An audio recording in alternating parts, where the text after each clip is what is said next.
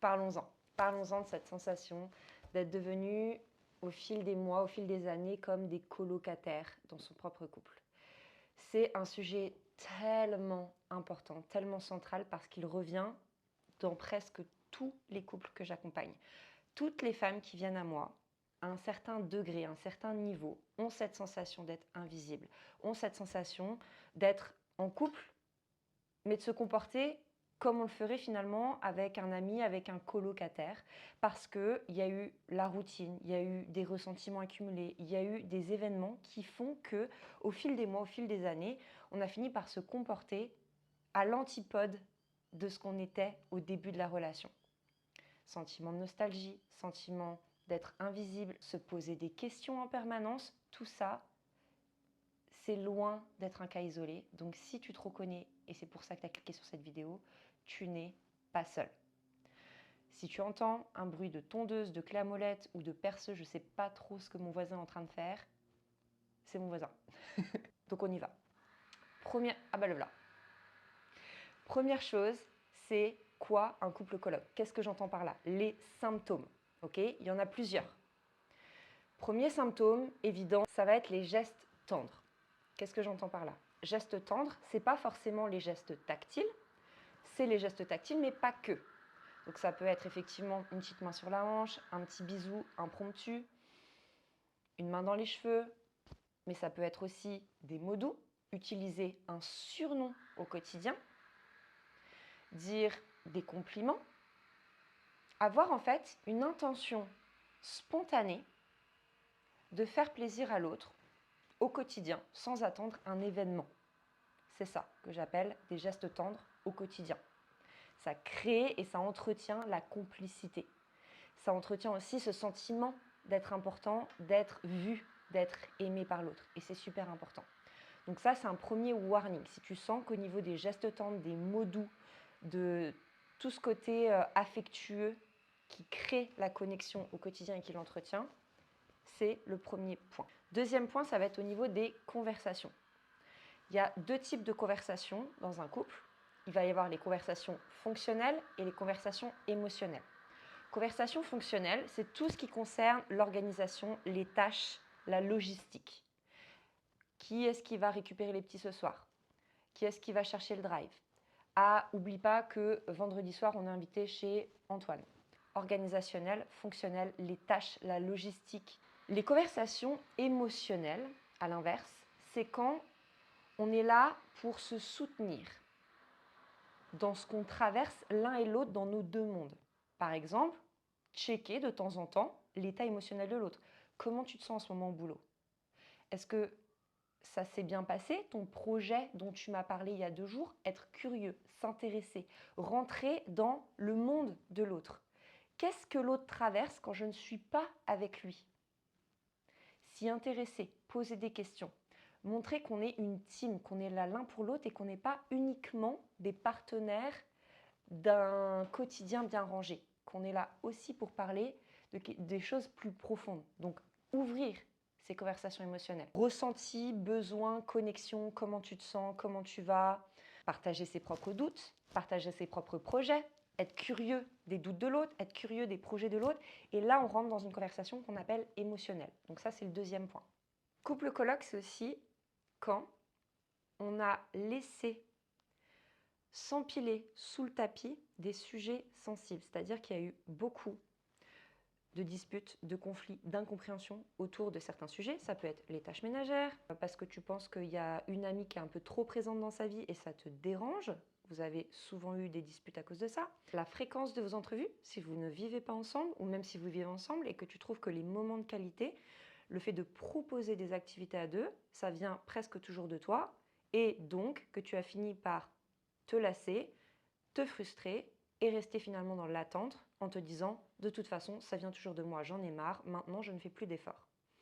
Et tout ça, ça entretient de la frustration et ça entretient surtout la déconnexion. Parce que tu as le droit d'être frustré, tu as le droit d'être énervé, tu as le droit de trouver qu'il y a un déséquilibre et que ce n'est pas juste. Par contre, rester assis sur cette frustration, ne rien en faire et attendre un miracle, c'est toi et toi-même qui te tiens prisonnière de cette frustration. À bon entendeur. Pourquoi cette déconnexion s'installe? Il y a plusieurs choses. Justement, ce dont on vient de parler, des frustrations qui s'accumulent et dont on n'a pas le courage, ou en tout cas, on n'a plus l'énergie suffisante pour parler de ces sujets-là et vraiment trouver une solution.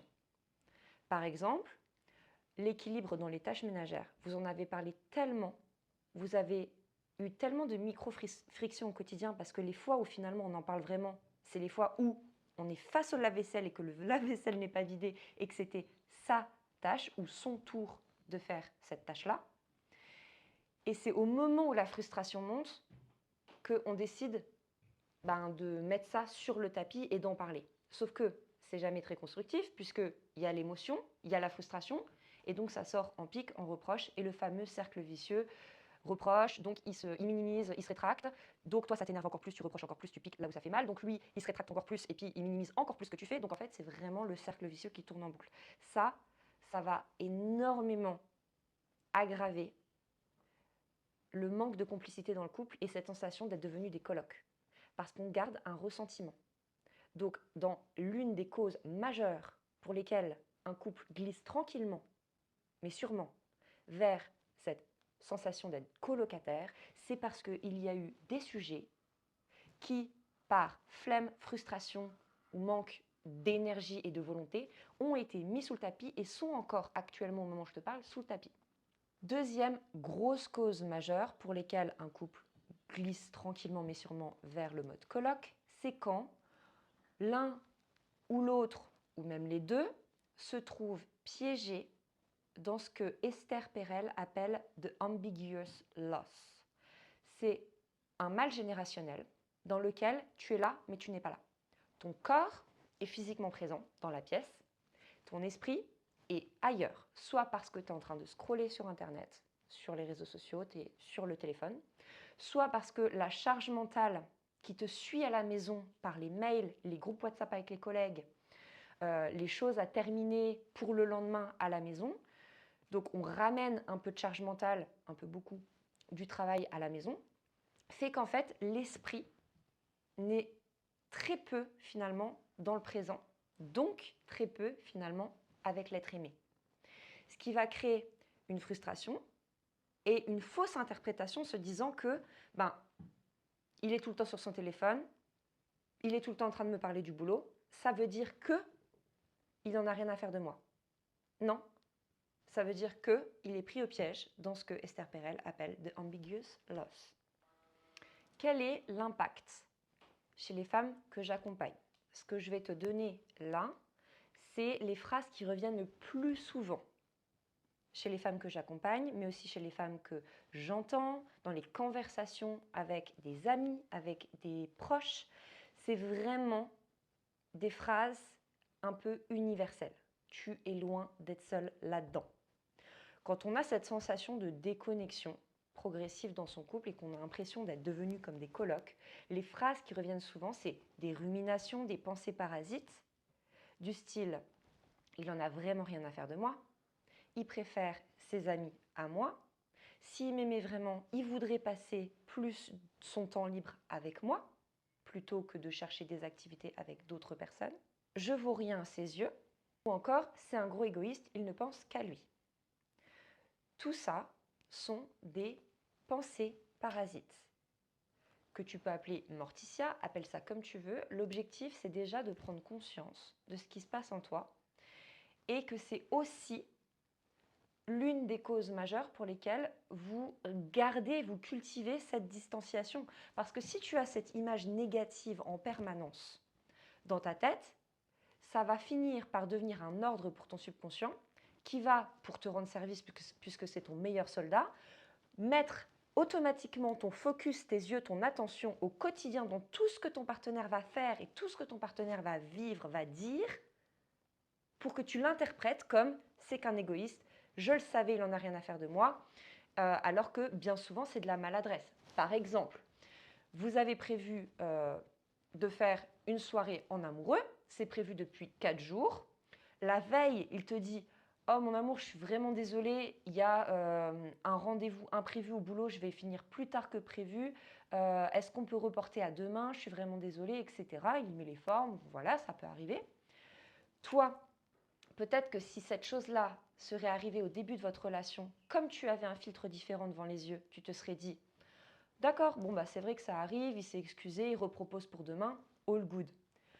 Sauf que là, au moment où tu es en train d'écouter cette vidéo, si tu as cliqué sur cette vidéo, c'est que certainement il y a un gros filtre devant tes yeux et que tu te répètes ces phrases en permanence de « il n'en a rien à faire de moi, je vaux rien à ses yeux ». Si exactement la même chose arrive aujourd'hui, ça va te faire exploser parce que tu n'es absolument pas neutre et ton jugement est filtré par ces pensées parasites qui tournent en boucle. Ton subconscient va toujours vouloir te rendre service. Si tu penses en permanence « je vaux rien, j'y arrive pas à ses yeux, je suis nul », tu vas poser ton attention sur tout ce qui va confirmer ce que tu penses. C'est pas que les choses vont arriver et que les choses sont vraies, c'est juste que l'interprétation que tu en fais va être absolument orientée vers cette conclusion-là. Et c'est extrêmement important d'en prendre conscience. De plus, ça va générer une peur d'être remplacé, parce qu'on se dit s'il y a une distanciation, on ne fait plus trop l'amour, il ne me dit plus trop que je suis belle, que je lui plais. Et là, tu commences à te remettre en question. Donc ça peut entraîner une perte de confiance en soi et une perte d'estime de soi, qui sont différentes. L'estime de soi, c'est tout ce qui concerne la valeur que tu apportes à ta personne. Ça va être des phrases du style « Est-ce que je suis encore assez bien à ses yeux? Est-ce que je suis encore assez intéressante? Est-ce qu'il me trouve assez belle? Est-ce que je suis assez drôle? Est-ce que je suis assez ?» En fait, c'est ta valeur, la valeur que tu poses sur toi-même. Alors que la confiance en soi, une perte de confiance en soi à cause de cette dynamique du couple, ça peut être « de toute façon c'est foutu, je n'arrive plus à lui parler sans pleurer ». Je n'arrive pas à avoir une conversation constructive parce qu'il se mure dans le silence en permanence. C'est de sa faute parce qu'il n'arrive pas à communiquer de ses émotions. C'est pas un grand communicant. Alors cette phrase-là, je l'entends presque tout le temps. De toute façon, mon mari, ce n'est pas un grand communicant, alors c'est pour ça qu'on en arrive là. Encore une fois, c'est s'asseoir sur ton pouvoir d'action, qui est juste énorme. Même si c'est 50% de la dynamique relationnelle, 50% c'est énorme. Énorme. Sauf que si tu t'assois en te disant « non, mais de toute façon, c'est lui qui est 80% responsable », tu perds ton pouvoir d'action. Ce que tu penses de lui, comment tu interprètes ses réactions et donc comment tu y réponds, c'est d'une importance cruciale. Tu peux agir. Donc, perte de confiance en soi, perte d'estime de soi, rumination, sentiment d'être remplacé, avoir des doutes sur ses sentiments, avoir des doutes sur la compatibilité, tout ça c'est normal, ça ne veut pas dire que c'est vrai.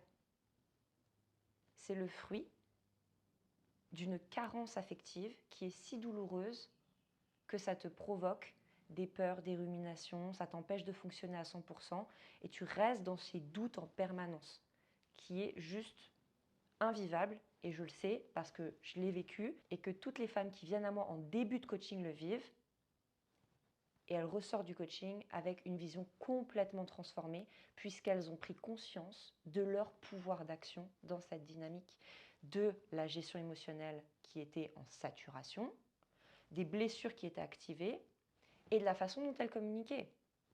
Quand tu remets de l'ordre dans ces trois axes-là, oui, ça change drastiquement. Comment on fait?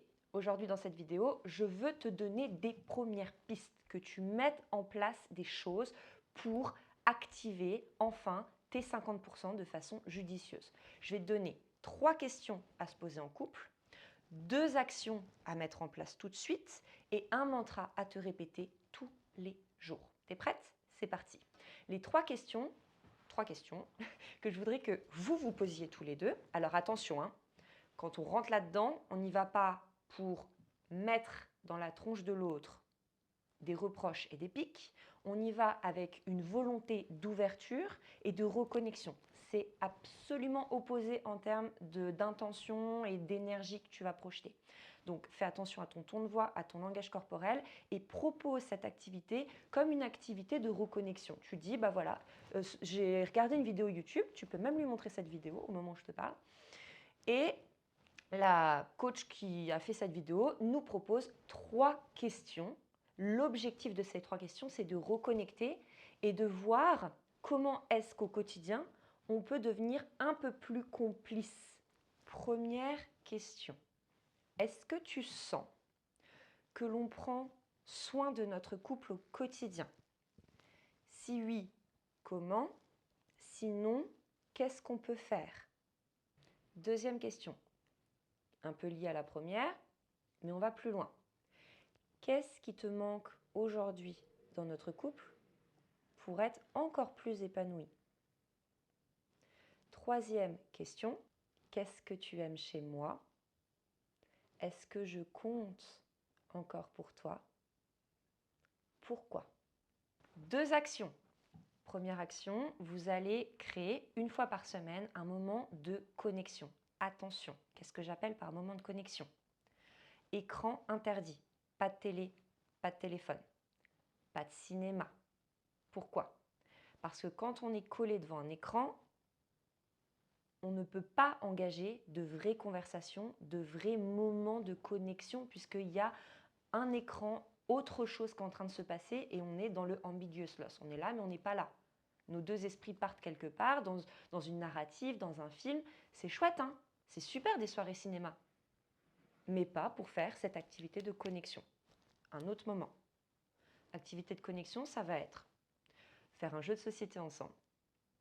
Parce que vous allez être autour d'un jeu, vous allez parler, vous allez rigoler, vous allez vous dire des choses, vous allez rebondir sur les jeux. C'est différent qu'un écran. Un brunch, un pique-nique dehors. Soyez créatifs, faites des choses qui sortent un petit peu du restaurant classique. Deuxième action, chacun trouve une petite action à mettre en place régulièrement au quotidien. Ça peut être un petit mot d'amour laissé sur le frigo avant de partir au boulot. Ça peut être acheter son chocolat préféré, un câlin surprise, un compliment, une lettre d'amour, un message signifiant.